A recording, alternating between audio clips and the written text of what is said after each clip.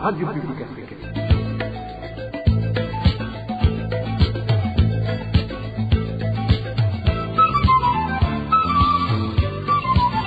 Radio Publique Africaine.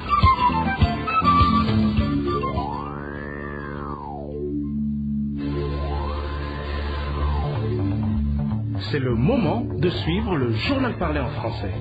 À la présentation, Nadège Ilakose. Merci d'être au rendez-vous de ce journal de la RPA du 8 mai 2025. Sans tarder, voici les titres. Les chiffres des personnes tuées au Burundi depuis la crise politique de 2015 sont alarmants. La Ligue burundaise pour les droits de l'homme, ITK, a recensé plus de 5000 personnes tuées pendant ces 10 ans de crise politique dans le pays. L'organisation Parsem regrette que plus de 20 ans au pouvoir, le parti CNDD-FDD n'a apporté aucun changement positif et dénonce que les politiciens ne font que de beaux discours sans jamais mettre en pratique les promesses faites aux citoyens qui les ont élus. La distribution tardive et insuffisante des engrais chimiques a de multiples conséquences sur la production agricole. Dans ce journal, vous allez entendre l'analyse d'un agronome. Voilà pour le menu. Tout de suite, le développement de ces titres.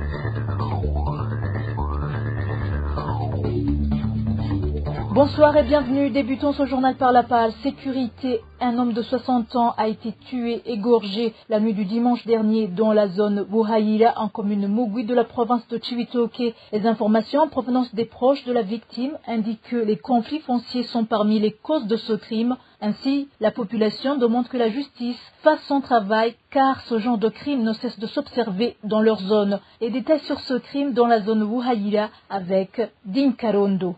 Le nommé Darius Ndouaï, originaire de la colline Kigazi, dans la zone Iwahira, a été tué à son domicile vers 22h ce dimanche dernier. Selon ses proches, des conflits fonciers familiaux seraient à l'origine de ce crime, comme en témoigne un habitant de la localité.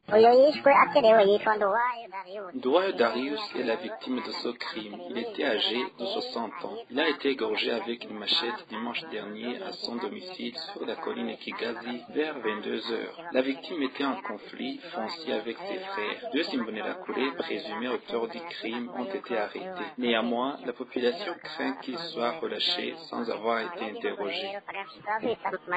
Indignée, la population de la colline Kigazi réclame l'ouverture d'enquêtes approfondies, d'autant plus que ce genre de crime n'est pas inédit dans la localité. Un habitant évoque notamment la découverte récente d'un autre corps sans vie. Le contexte de la mort de cette personne a semé la zizanie au sein de la population. En plus, ce n'est pas la première personne tuée de cette manière ici sur la colline Kigazi. D'autres corps sans vie ont déjà été découverts par le passé. Certes, la victime est morte, mais il faut préciser qu'elle était en conflit avec les membres de sa famille. Actuellement, même ses deux frères ont été arrêtés. C'est pourquoi nous exigeons des enquêtes sérieuses, car rien ne peut justifier un tel crime, surtout que ce n'est pas le premier sur notre colline. À ce propos, 2 personnes ont déjà été arrêtées pour des fins d'enquête. Il s'agit de Nyonzima Barege et Ndaruzanie Félix. Selon des informations en provenance d'Okigazi, zone Buhayira, commune Mugwi, 5 personnes ont été tuées sur cette colline en l'espace de 5 mois seulement. La rédaction de la RPA n'a pas encore pu joindre le chef de zone Buhayira ni l'administrateur de la commune Mugwi pour recueillir leurs réactions. Merci Din Karondo. Toujours en parlant sécurité, la famille de Jean-Marie Nizigimana alerte après son enlèvement survenu ce mardi 6 mai 2025 dans une localité appelée communément Kukansoko, dans la zone Buterere, commune Nahangwa, en mairie de Bujumbura. Elle demande aux autorités de clarifier les raisons de son arrestation et de leur indiquer où il se trouve actuellement. Rémi Nderagakura revient sur les circonstances de l'enlèvement de ce citoyen. Cet homme de 60 ans, commerçant au marché de Kamenge, membre du parti CNL, est député à Gatogwasa, a été enlevé par la police, accompagné d'un Imbonerakure nommé Claude.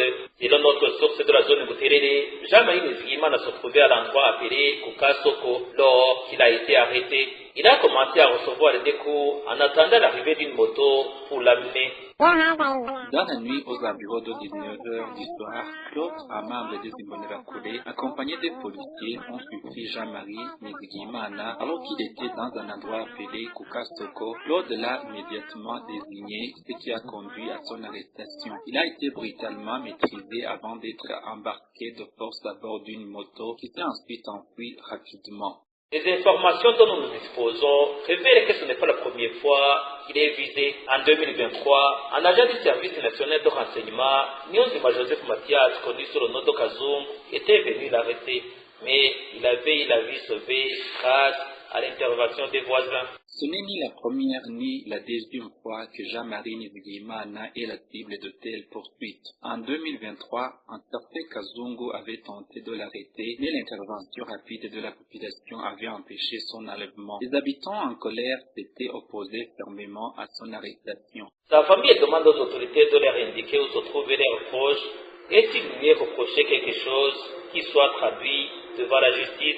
La rédaction de la RPA n'a pas encore pu joindre le chef de la zone de Buterere et le commissaire de police de la commune Nahangwa pour recueillir leurs réactions. Merci Rémine Delagakura. Et en page droit de l'homme, plus de 5300 personnes ont été tuées au Burundi depuis avril 2015 jusqu'à avril 2025. Plus de 800 personnes ont été enlevées et portées disparues, tandis que plus de 1400 ont été torturés dans la même période. Ces chiffres figurent dans le rapport de la Ligue burundaise pour les droits de l'homme, ITK, sur les violations des droits de l'homme au Burundi pendant cette décennie. Suivez à ce propos Enchère Nikoyagidze, président de la Ligue ITK. Si on revient par exemple au niveau du droit à la vie, la LITK a documenté des personnes assassinées. On a pu documenter 5345, dont 2228 ont été retrouvés cadavres dans différentes localités, dans les rues, dans les ruisseaux, dans les rizières. Sur le même droit, on a pu aussi documenter les enlèvements où la LITK a pu documenter 815 personnes arrivées et portées disparues. Mais avec le suivi que la LITK fait du jour au jour, on a pu constater que 42 personnes sur les 815 arrivées ont réapparu. On les a trouvées dans différents cachots du pays. Pour les assassinats, on a pu voir que plus de 3000 personnes ont été assassinées par des personnes non identifiées. C'est non identifié par les familles des victimes, sinon le pouvoir est au courant des auteurs de ces violations, de ces assassinats. Sinon, il aurait mené des enquêtes pour connaître ces présumés auteurs. On a vu aussi que 906 personnes ont été assassinées par des agents de l'État. Dans un pays où règne l'impunité, il ne peut pas y manquer de règlement de compte de justice populaire. Donc, et là, la Ligue a pu voir que 1435 sur les 5342 ont été assassinés suite au règlement de compte à la justice populaire et d'autres. Pour les enlèvements, la police vient en tête avec l'enlèvement de 318 sur les 815 et le service national de renseignement 238, soit 29%, et 159 enlevés par des personnes non identifiées. Là, c'est la même chose que pour les enlèvements. Dans les enlèvements, il y a aussi 33 personnes qui ont été enlevées par les militaires et 62 par les Imbonerakure. Pour les traitements inhumains et cruels et dégradants, la LITK a pu documenter pour cette période 1401 personnes torturées, dont 911 ont été torturées par la milice Imbonerakure, 233 par la police, soit 17%, et 130 par le service national de renseignement, 104 par les agents de l'administration à la base, 23 par les militaires. Il y a aussi les violences basées sur genre, surtout les violences sexuelles, où la LITK a pu documenter 981 cas. Il y a eu aussi des arrestations, sur 10 ans, la LITK a pu documenter 13 322. Donc, le mandat de Evariste Ndayishimiye, c'est là où la LITK a pu documenter plus d'assassinats que le mandat du président Nkurunziza. Soit à peu près 60% des personnes ont été assassinées durant ce pouvoir de Evariste Ndayishimiye. C'était Enchère Nikoyagidze, président de la Ligue ITK. Dans un instant, c'est la page politique.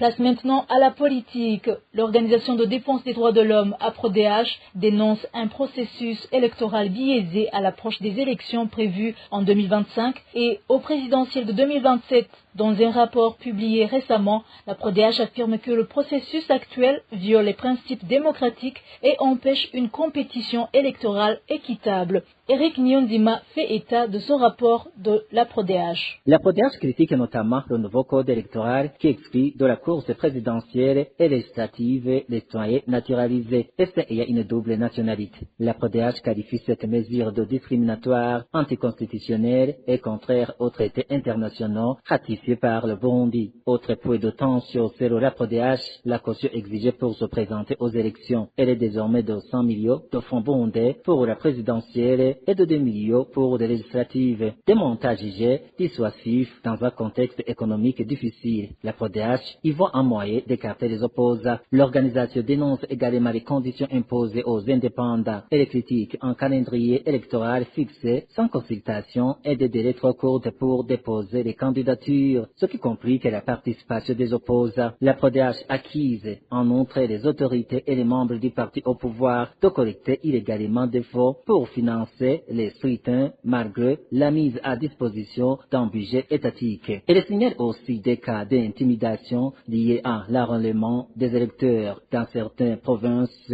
l'accès aux services publics et au marché aurait été conditionné à la présentation d'un récépissé d'enrôlement. L'APRODH alerte sur la fermeture de l'espace politique. Elle évoque des arrestations arbitraires, des intimidations visant les journalistes et défenseurs des droits humains et des pressions contre les figures de l'opposition, notamment l'honorable Agathon Rwasa, marginalisé au sein de son propre parti. L'Organisation de défense des droits de l'homme APRODH appelle les autorités à garantir les libertés fondamentales et à respecter les droits civils et politiques. Elle recommande à la Commission électorale nationale indépendante CENI d'agir de manière impartiale et d'ouvrir le dialogue avec toutes les forces politiques. Elle exhorte la population à rester vigilante et à défendre ses droits de manière pacifique tout en appelant la communauté internationale à surveiller de près le processus.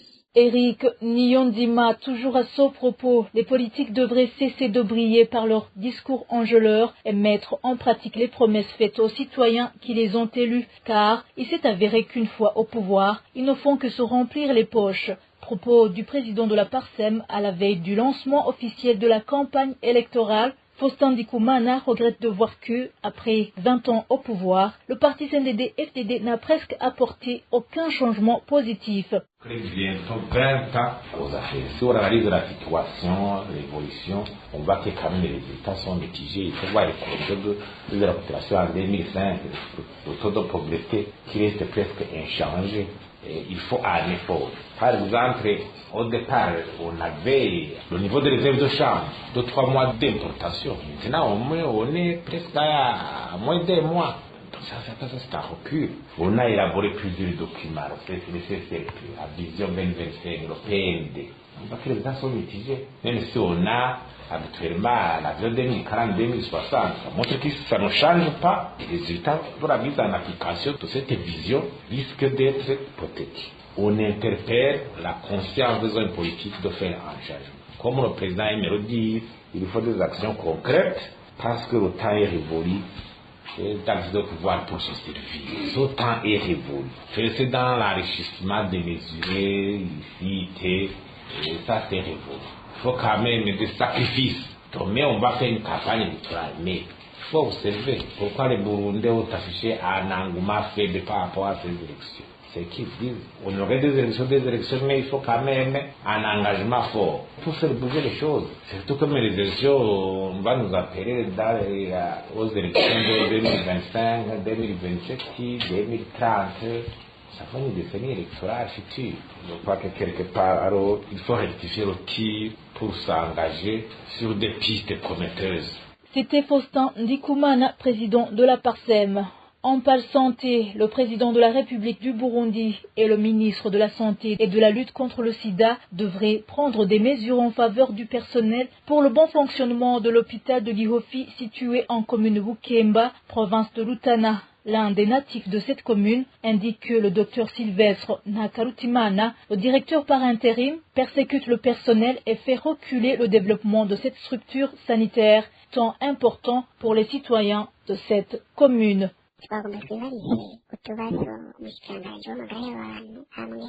On aimerait poser quelques questions au ministre de la Santé et le président de la République du Burundi, Evariste Ndayishimiye. Est-ce que l'hôpital de Gihofi serait sur le territoire dont vous gouvernez? Est-il régi par les lois du pays? Ceci est ma première question. Deuxièmement, en cas de nomination d'une personne au poste de direction, vous analysez si elle est en mesure d'être un bon leader ou vous considérez seulement qu'il est membre du parti CNDD-FDD. Venez voir ce que ce directeur par intérim est en train de faire. S'il vous plaît, Madame la ministre et le président, si vous avez mis cet hôpital à la disposition de Sylvestre pour le bien des citoyens qui se font soigner à cet hôpital et celui des employés qui sont malmenés, qu'il retourne d'où il est venu. Il ne mérite pas d'être à la tête d'une direction. Il fait reculer l'hôpital d'une manière terrifiante. Tout le personnel est dispersé. Les patients ne fréquentent plus cette structure sanitaire. Ils préfèrent acheter des médicaments dans des pharmacies. N'espérez pas que ce médecin directeur de la province sanitaire trouve une solution à ce problème. Il n'a pas l'étoffe d'un décideur.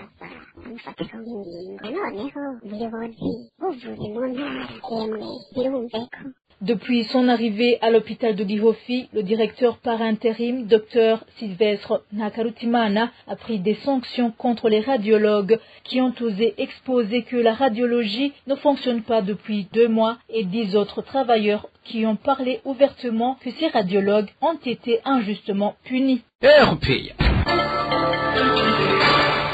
Parlons société, les familles réinstallées sur le site de Gateli, situé dans la commune Buganda, province de Cibitoke, suite aux récentes inondations de la rivière Rusizi, lancent un appel aux autorités et aux partenaires humanitaires pour bénéficier d'un appui financier qui leur permettrait de lancer des activités génératrices de revenus et ainsi retrouver leur autonomie financière. Ceux qui se sont confiés à la RPA expliquent que ce soutien leur offrirait l'opportunité de subvenir dignement à leurs besoins sans devoir dépendre en permanence de l'aide humanitaire. Reportage signé David Claude Mbananayo.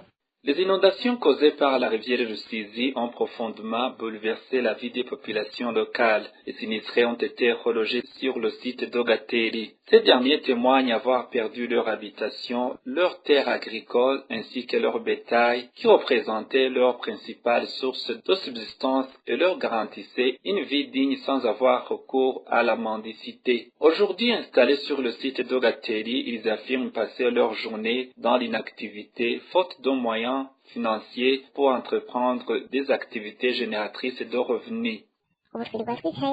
Nous passons nos journées assis, impuissants, sans aucune possibilité de sortir chercher de quoi nourrir nos enfants. Nous n'avons accès à aucun terrain cultivable. En tant que chef de famille, c'est avec un profond sentiment d'impuissance que je restais là, inactif. Lorsque nous vivions encore à Gatumba, je m'efforçais tant bien que mal de subvenir aux besoins de ma famille. L'absence d'occupation productive pousse ces déplacés, victimes des crues de la Rusizi, à vivre dans une grande précarité, dépendant entièrement de la générosité d'autrui. À chaque passage d'un véhicule, nous nourrissons l'espoir qu'il s'agisse d'un bienfaiteur venu nous apporter une aide. Mais hélas, dans la majorité des cas, ce ne sont que des simples visiteurs. Il lance un appel au gouvernement ainsi qu'aux organisations humanitaires sollicitant un appui financier qui leur permettrait de se relancer dans l'agriculture et de sortir de la dépendance à l'aide humanitaire. Nous lançons un appel à l'État afin qu'il nous accorde un minimum de capital pour que nous puissions relancer nos activités. À Gatumba, nous cultivions du riz, ce qui nous permettait de vivre dignement. Ici, bien que nous opérions des espaces exploitables, il nous est impossible de les mettre en valeur sans soutien financier.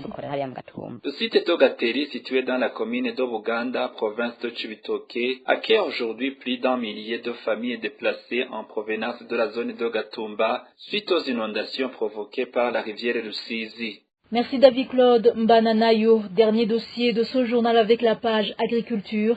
Les conséquences de la distribution tardive et insuffisante des engrais chimiques sont multiples tant pour les agriculteurs que pour les cultures. Analyse d'un agronome qui affirme que les plantes qui ne reçoivent pas de fertilisants ne sont pas capables de bien pousser, ce qui fait subir d'énormes pertes aux agriculteurs. Suivez cet agronome qui s'est entretenu avec la RPA. La première conséquence, c'est la croissance ralentie. La plante ne reçoit pas des éléments nutritifs essentiels comme l'azote, le phosphore, potassium, etc. au moment où elle en a plus besoin pour sa croissance initiale. Cela entraîne un développement végétatif faible. Deuxièmement, c'est la faible résistance aux maladies. Une plante mal nourrie est plus vulnérable aux attaques de maladies et aux ravageurs. Troisièmement, c'est la carence visible. On marque des signes comme le jaunissement des feuilles qui est lié à la carence en azote ou la coloration pourpre qui est liée à la carence en phosphore et qui peut apparaître. Il y a aussi la floraison et la fructification affectée qui sera affectée par le manque des intrants de l'engrais. Et le cycle du développement est perturbé, et ce qui peut conduire à une mauvaise floraison ou à une fructification réduite. Et au niveau de la production, il y a une baisse de rendement, bien sûr. L'absence de nutriments en stade critique, par exemple au niveau du talage et la floraison, peut significativement réduire le rendement final. Deuxièmement, c'est la mauvaise qualité des produits. Par exemple, un manque d'azote au bon moment peut réduire la teneur des protéines des graines. Troisièmement, c'est la moindre efficacité des graines. Et l'apport tardif signifie que les plantes sont moins capables d'absorber les nutriments, ce qui augmente le gaspillage. Cet agronome s'est prononcé au moment où les cultivateurs de tous les coins du pays se lamentent qu'ils ne reçoivent pas de fertilisants à temps alors qu'ils ont payé tous les frais nécessaires ou qu'ils en reçoivent en quantité insuffisante. Et voilà, chers auditeurs, c'est la fin du journal de ce jeudi 8 mai 2025. Merci pour votre attention. Merci également à tous mes collègues. Excellente soirée à tous.